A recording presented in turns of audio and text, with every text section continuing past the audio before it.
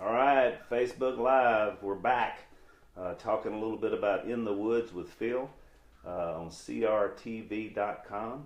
And today's the last day that you can get the promotion. They extended it a few days, but you do /ducks, crtv.com/ducks, and you save $20 off the subscription rate.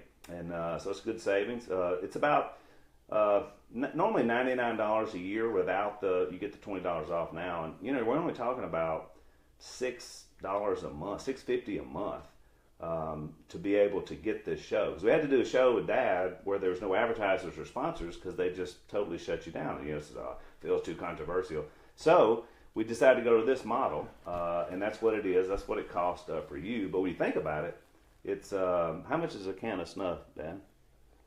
About $5 or $6. So there you go.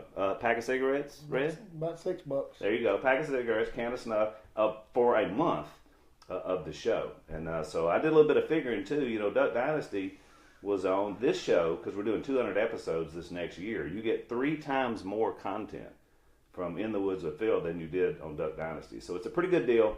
You need to sign up. We got a lot of really good things to say. We've already got a few out there. Hopefully you've had a chance to check out the show, kind of see what we're going to be doing. So what do you think, Dad?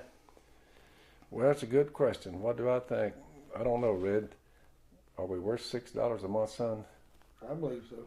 Think so? To see what we tear up around here. And this is Jimmy Red, by the way. For those of you who don't know him, he's on the show. He's my nephew. He's my wife's nephew, but he's mine by marriage, of course. And what does Red add to the entourage? Well, Red's claim to fame is he accidentally has 17 confirmed deer kills with his pickup truck. So I told him, I said, Red, you could be a redneck if you got 17 confirmed deer kills with your truck. Red, how do you accidentally run over 17 deer with your pickup? I just keep running out of running. I don't know. He's working real hard to miss them. That's for sure. Let me guess. Once the accident is over, they're in the back of your pickup. Oh, ain't no doubt. Old Red, you gotta love him. It don't take long to hit the freezer. Actually, Red's one of the few rednecks. I baptized him when he was about, how old were you, Red? About 18. You're about 18. I baptized him in a river down there. And actually, Al, it took. Yeah. It stuck. And he's been running with me. How old are you now, Red? 43 now. 43. So what's the scoop? Because you've been running with me for the last, 18, 30 25 years, yeah. 25 30 years. 30 years. So you've been running with me 30 years. You would be one man who knows me. When I call you on the telephone, what do I usually want from you?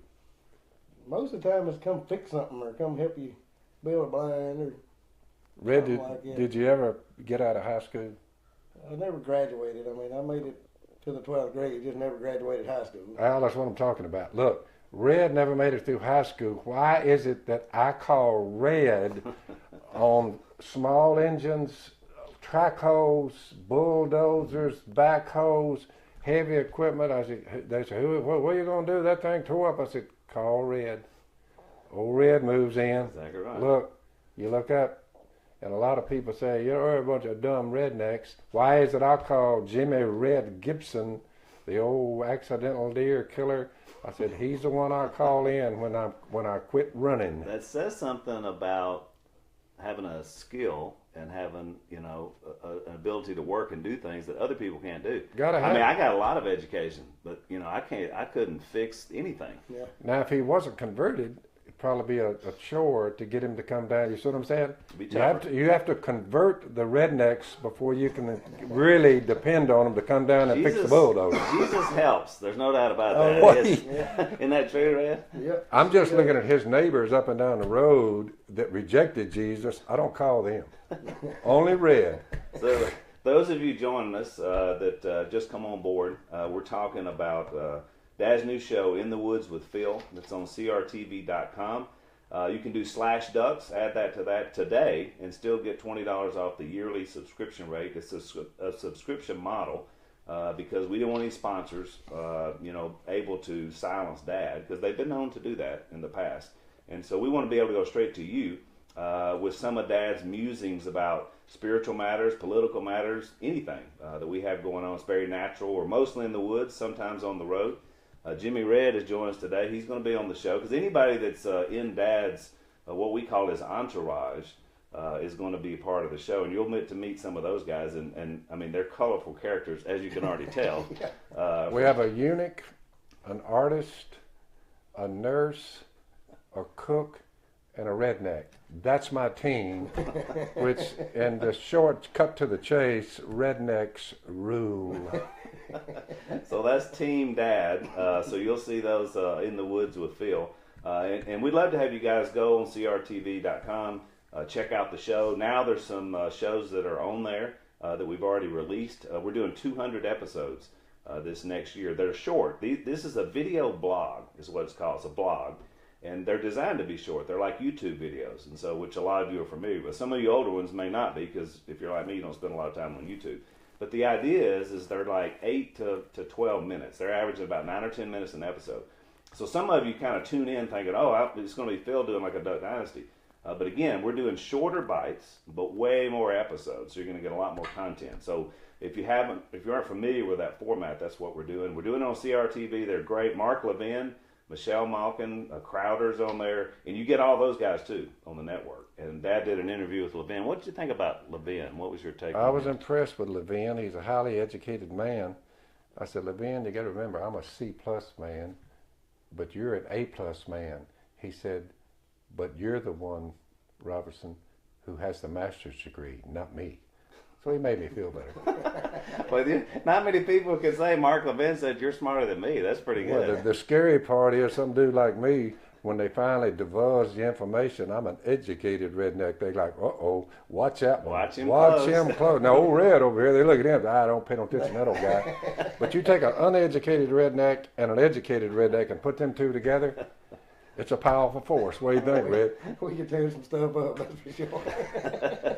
Well, Red is also the when he was younger, and of course now he's a Christian guy and would never do this, but he notoriously shot a deal. What was the story on that? It was a fake deer that they put a battery in, and where he turned his head like that, and the game warden's all hiding in the bushes.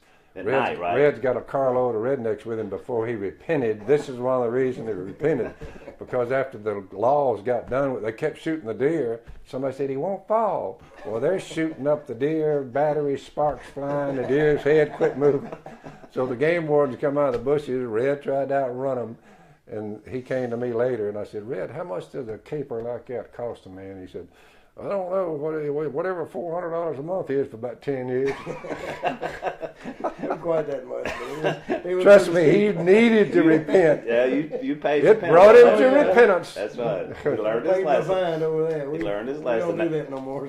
Now he just does it with his truck. So that's all good. Oh, the life of a redneck. It has its ups and downs. Oh, yeah. So crtv.com, get a lot of this and a lot more. We got some funny stuff. We got some really good spiritual stuff that Dad's doing. Some good cultural, political stuff that's going on, and we're going to do a lot of stuff about current events. I mean, things that are in time happening. We'll be filming episodes, so you'll get Dad's take on that. In fact, I was going to ask you, Dad, what about this this thing that just happened up in New York? I mean, this is Look. You have these poor souls riding along on bicycles. Somebody comes in from behind them and just mows them down for no reason. And you say, what kind of cold-blooded killer would do that? When I see things like that, most people say, oh, I wonder what their motive was, what was wrong with him, where did he come from, is he hooked up with I? All these questions start coming out. Look, see these weapons in behind me? One of them's for deer. There's deer season going on. One of them's for squirrels. That's the one in the middle. We're going to the woods. We're driving down a strip of pavement about a half mile before we get to the woods. That other one right there, that's for somebody who wants to come up behind me when I'm in my four-wheeler and run me over, and me not paying attention that he was behind me to begin with. So here's my point.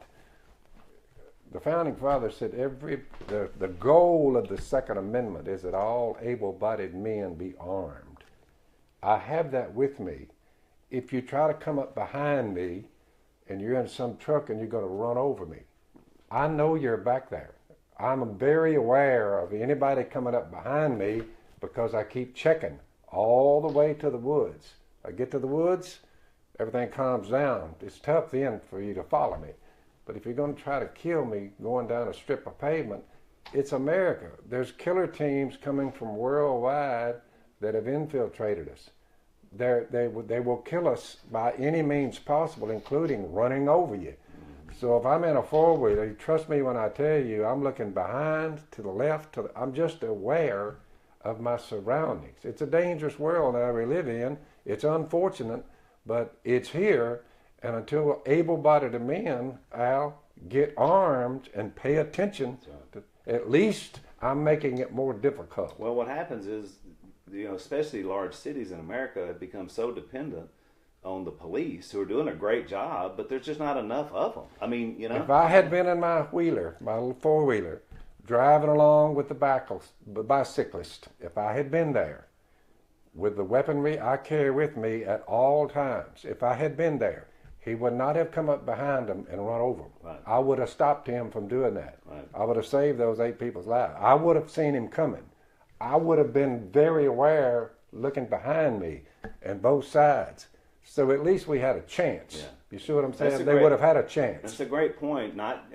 Obviously being armed, but then also just looking around, telling what's going on. Because they're here In America, they're here. They're all over. And who's to say they're not going to? I'm a Jesus man. They're not. You say, well, that might be enough to spark one of them to try to do me in. Yeah. I at least want to make it to where I have a chance to come out of there alive. Well, I love your line. Dad always says, Bible study first, but if it comes to a gunfight, we're prepared either way. If you're coming up at a fast rate of speed, coming in behind my four-wheeler, I don't think you're looking for a Bible study. You're either drunk, high on drugs, or you're one of these terrorists, and I am prepared to meet you on the road at all times.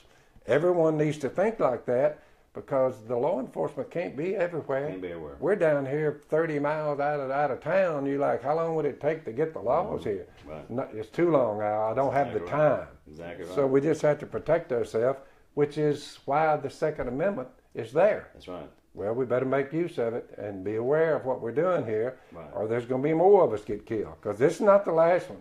It's going to keep coming. It's going to keep coming, no doubt about it. So that's, by the way, that's the sort of wisdom that you get on Dad's new show, In the Woods with Phil, crtv.com.